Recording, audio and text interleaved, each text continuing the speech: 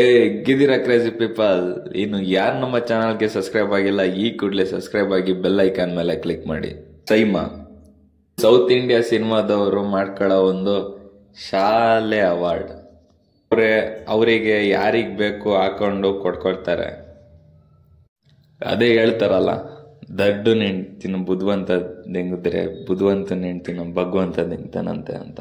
ಹಂಗೆ ಇದನ್ನ ಸುದೀಪ್, ದರ್ಶನ್, ಪುನೀತ್, ಗಣೇಶ್, ರಕ್ಷಿತ್, ಯಶ್ ಇವರೆಲ್ಲರೂ ಕೂಡ ಈ ಅವಾರ್ಡ್ ಅಲ್ಲಿ ನಮ್ಗೆ ಫ್ರಂಟ್ ಲೈನ್ ಕೊಡಲ್ಲ, ನಮ್ಗೆ ಇಲ್ಲಿ ಬೆಲೆ ಕೊಡಲ್ಲ, ಕನ್ನಡದವ್ರಿಗೆ ಬೆಲೆ ಇಲ್ಲ, ಇಲ್ಲಿ ಲಾಸ್ಟ್ ಲೈನ್ ಕೊಡ್ತಾರೆ. ಈ ತರ ಎಲ್ಲ ತುಂಬಾ ಅನೇಕ ರೀಸನ್ಸ್ ಇಂದ ಈ ಅವಾರ್ಡ್ ನ ರಿಜೆಕ್ಟ್ ಕೂಡ ಮಾಡಿದ್ರು. ಮತ್ತೆ ಈ ಅವಾರ್ಡ್ ನಮಗ್ ಬರಲ್ಲ, ನಾವು ಬರಲ್ಲ ಬಿಟ್ಟಾಕ್ಬಿಟ್ರು. ದರ್ಶನ್, ಸುದೀಪ್ ಅವರು ಕೇಳಿದ್ರು, ನಮ್ಗೆ ಫ್ರಂಟ್ ಲೈನ್ ಕೊಡಿ, ನಮ್ಗೆ ಪ್ರಿಫರೆನ್ಸ್ ಕೊಡಿ, ನಾವು ಬರ್ತೀವಿ ಅಂತ. ಅವ್ರು ಕೊಡ್ಲಿಲ್ಲ, ಇವ್ರು ಹೋಗ್ಲಿಲ್ಲ, ಅಲ್ಲಿಗೆ ಬಿಟ್ಟಾಕಿದ್ರು. ಅಲ್ಲೇ ಲಾಸ್ಟ್ ಅನ್ಸುತ್ತೆ, ಕನ್ನಡದವ್ರು ಜಾಸ್ತಿ ಹೋಗೋದ್ನೇ ಬಿಟ್ರು.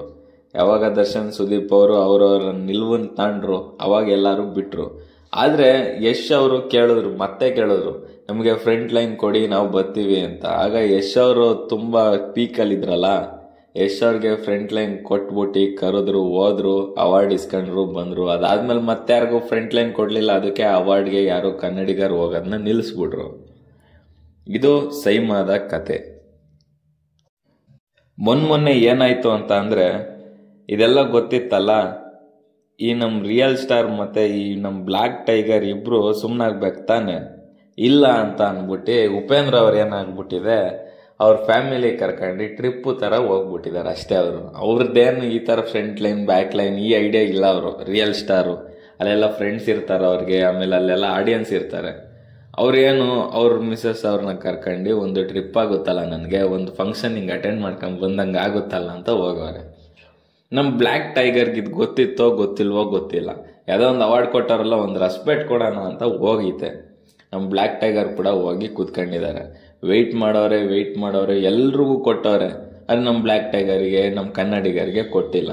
ಅದು ನಮ್ ಬ್ಲಾಕ್ ಟೈಗರ್ಗೆ ಕುತ್ಕೊಂಡು ಏನ್ ಮಾಡ್ದ ಕುಂಡ ಅಂದಂಗೆ ಫುಲ್ಲು ಇದಾಗ್ಬಿಟ್ಟೈತೆ, ರೋಷ ಬಂದ್ಬಿಟ್ಟೈತೆ, ಉಕ್ಕಿ ರೋಷ ಎಲ್ಲ ಬಂದು ಸಿಟ್ಟೆಲ್ಲ ಆಗ್ಬಿಟ್ಟು ನಮ್ ಬ್ಲಾಕ್ ಟೈಗರ್ ಸಿಟ್ಟಲ್ಲೈತೆ. ಅವಾಗ ಕರೆದ್ಬಿಟ್ಟವ್ರೆ ನಮ್ ಬ್ಲಾಕ್ ಟೈಗರ್ನ, ಬನ್ನಿ ಸರ್ ನಿಮಗೆ ಇವಾಗ ಅವಾರ್ಡ್ ಕೊಟ್ಟು ಕಳಿಸ್ತೀವಿ ಅಂತ.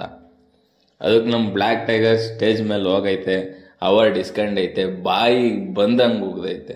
ಇದು ಯಾವ್ದ್ರಿ ಅವಾರ್ಡು? ಇದು ನನ್ನ ಶಂಕ ಅವಾರ್ಡು. ಈ ತರ ಅವಾರ್ಡ್ ನಾನು 1000 ನೋಡ್ಬಿಟ್ಟಿದ್ದೀನಿ. ನಾನು ಫಸ್ಟ್ ಫಿಲಮ್ಗೆ ಅವಾರ್ಡ್ ಹೊಡ್ಕೊಂಡ್ ಬಂದವನು. ಈ ಕಿತ್ತೋದ್ ಅವಾರ್ಡ್ಗೆ ಇಷ್ಟೆಲ್ಲ ವೆಯ್ಟ್ ಮಾಡ್ಬಿಟ್ಟು ಇಸ್ಕೊಂಡ್ರು ನನಗೆ ಬೆಲೆನೇ ಇರಲ್ಲ ಅನ್ಕೊಳ್ಳಿ. ಈ ಅವಾರ್ಡ್ಗೆ ಇಷ್ಟೆಲ್ಲ ವೆಯ್ಟ್ ಮಾಡಿ ಕೊಡ್ಸೋ ಅವಾರ್ಡ್ ಇದೇನ್ ಅವಾರ್ಡ್ ಇದು? ವೇಸ್ಟ್. ಅದ್ರಲ್ಲೂ ನಮ್ ಕನ್ನಡಿಗರನ್ನ ನೀವು ಫುಲ್ ಕೀಳಾಗಿ ನೋಡ್ತಿದ್ದೀರಾ.